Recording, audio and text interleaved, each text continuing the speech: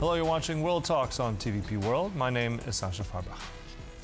On Sunday, France has seized another Russian-sanctioned shadow fleet tanker in the Atlantic, marking the third such interception in recent months, with President Emmanuel Macron highlighting coordination with the UK and other partners, while stressing that all actions remain within the bounds of international maritime law. Meanwhile, at least 9 people have been killed and more than 100 injured in a large-scale Russian missile and drone assault on multiple Ukrainian cities overnight. Authorities reporting severe damage in Kyiv, Dnipro and Kharkiv, and warning the casualty toll is likely to rise. The timing of these developments is raising renewed questions about escalation dynamics in the conflict. We'll discuss it all now with Denys Kolesnyk, President, MENA Research Center. Good to have you with us. Welcome. Good morning. So with the seizure of this tanker by the French Navy on Sunday, in your mind, are we seeing this as a beginnings, or let's say a process of coordinated European action, or is this just an isolated case by the French? It's definitely not an isolated case. It is already a forced cargo ship that has been seized by the French authorities, that has been violating the sea law, the maritime law, and also this operation has been done with the coordination from the United Kingdom and other European Union partners, as well as with regard to intelligence sharing, which means is basically that it is a coordinated effort, and that let's say we the Europeans, we start to become more serious about enforcing the sanctions and transporting them from paper into the real actions in real world. Okay. Now, you mentioned the UK as a partner involved in this. Now, Starmer had said this, I believe, some time ago, that he would also be doing this, but the UK on its own hasn't done so. And then secondly, you mentioned the law of the sea. This is one of those claims. The Russians are saying this is international piracy, and actually the French are saying, no, this is done, comply with maritime law. So how do we reconcile those two? Yeah, I beg your pardon, I had some interruption. Actually, could you please repeat the question? Right, so just briefly on the law of the sea point you made, the Russians are saying this is international piracy. The French have said everything was followed by maritime law. So how do we reconcile this narrative here? Yes, exactly. Well, you know, Russians, they may say a lot of things, and they are saying a lot of things. But the real issue is that the cargo ship was seized not on the grounds of the cargo itself, but on the grounds of using the false flag, which is a clear violation of maritime law, the sea law. And the seizure happened in the international waters, some, if I'm not mistaken, 400 kilometers from the Bretagne coast, from the French shore, which means France is completely within the legal framework, and the actions were done in order to verify actually the accordance of the real flag to the flag exposed, and to the real flag the ship has been inscribed. And actually there was a violation because the information wasn't consistent, and under this situation France had the right to actually seize the cargo ship. And moreover, this kind of verifications is something natural, and that's something that exists. So, well, Russians may be talking about piracy, but it is everything that has been done was done under the international, within the framework of international law and the sea law, I mean. All right. Now, there's some analysis that's come out of this, especially if we look at the Baltic. I mean, this was one ship. There are many more I think, over 1,600 shadow fleet tankers out there. But if we just blockade, let's say, if that were to come to pass, a blockade of the Baltic would cut about 90 billion annually for the Russians. But also that would harm other economies. So do you see this case as being likely, or is that going to be too much even for NATO countries to bear? Well, no, it's difficult to say, and the problem, in my opinion, goes from the problems that the Russian activities may pose.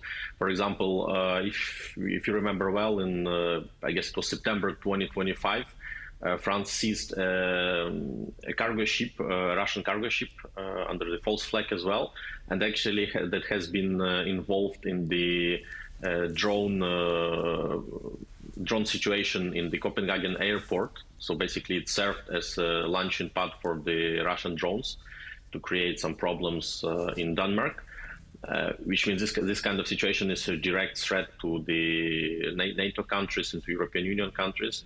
And maybe if this kind of situation will be repeating, so maybe we will see some kind of a blockage. At the same time, talking about the cargo ships transporting oil, even though they're under sanctions and even though those kind of ships are part of this so-called shadow fleet, I hardly see actually the full blockage of the straits because first of all, it will definitely trigger some reactions from Russia, and we don't know what kind of reaction it can be. And moreover, Russians also, this ship that has been Tagore ship that has been seized recently by France, it didn't come from from St. Petersburg, for example. It came from Murmansk, actually, on the other side of Russia. Mm-hmm. But nevertheless, I mean, this is still an important transport corridor for Russia. One thing as well I want to ask you in terms of something that's come up, I think Politico ran this just recently about actually as much of the shadow fleet, much of them in a bad state of repair, often without transponders, but they somehow are still being backed by insurance. And some of that insurance apparently runs back to the EU or different EU countries. So is this one of those loopholes? Do you think this 21st package will correct this, or is this just still being exploited? Well, let's hope so. But at the same time, even we will correct something, the Russians will be trying to find another loophole. And in every legislation, in every package sanction, we can find some loopholes. And I guess Russians are working hard to find them. You remember when there was the ban on transporting to Russians, exporting to Russia the means of dual use, the goods of dual use, for example. And actually Russians were using this kind of microchips they were scrapping them from washing machines, and at the same time also circumventing them from buying from some gray firms and then bypassing the countries and going through third country, fourth country. So I mean, you always can find a loophole to avoid or to decrease actually the real situation with the sanctions with regard to the Russians. All right. And Denys, also, I mean, let's keep it on energy, but a bit wider. I mean, President Zelensky has said that because of those recent drone attacks and deep strikes by the Ukrainians, 40% of Russia's energy capacity in terms of refining has been knocked out.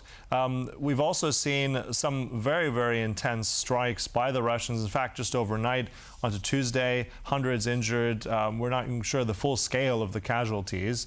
Do you sense this is a kind of messaging? Is this, in your mind, an escalation ladder? Is it not? How do you take these recent strikes on Ukraine? I would say that we should be used to see this more and more because Russians have made some work to improve their production capacities and to increase them, and we will be seeing more such strikes carried out against Ukraine in the near future.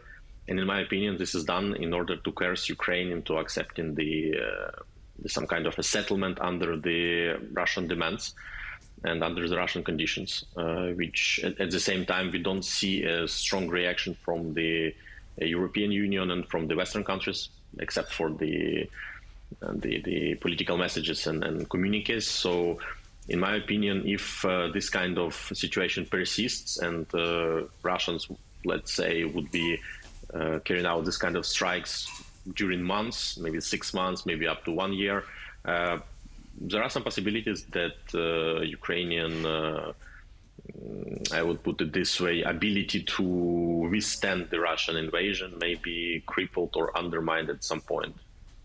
Yeah, I know we have been observing, though, the ability by the Ukrainians to strike very deep and try and cripple a lot of that infrastructure, especially oil and refining revenue. We'll see if that does continue in this way. Look, thank you so much for all that analysis. Really appreciate it. Denys Kolesnyk, there, President MENA Research Center. Thank you.